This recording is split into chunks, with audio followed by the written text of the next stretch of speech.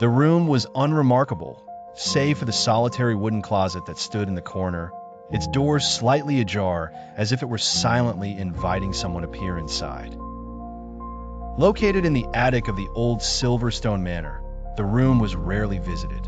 It was the kind of space encased in perpetual twilight, where dust danced like ancient spirits in the single ray of light that slipped through the tiny window. Lucy, a young woman in her 20s with a penchant for exploring abandoned places, stood in the center of the room, her flashlight in hand. Her heart thudded in her chest as she took in the surroundings: faded floral wallpaper, a sagging armchair, a forgotten portrait of a stern-looking gentleman.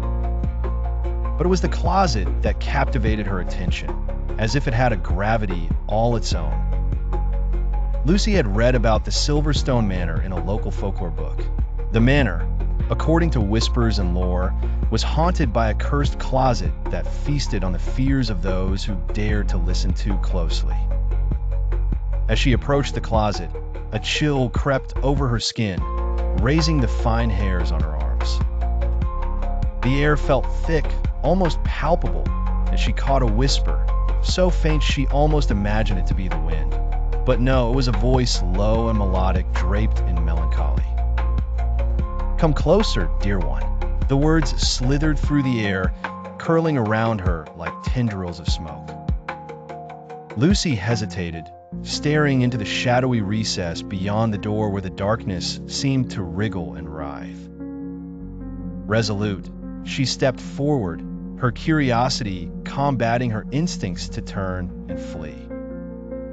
She reached out, her fingers barely brushing the ancient wood before she jerked back at a louder, clearer voice. "Don't," it warned.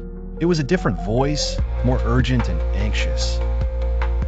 Breath catching in her throat, Lucy looked around. Surely, it was just her mind playing tricks. But then the whisper came again, soothing and insistent. "It's safe, I promise. Let me show you." She took a step inside and saw the wheelchair. There was a shadow that appeared to have life. Lucy was so scared and took off running and promised herself to never return to that haunted place.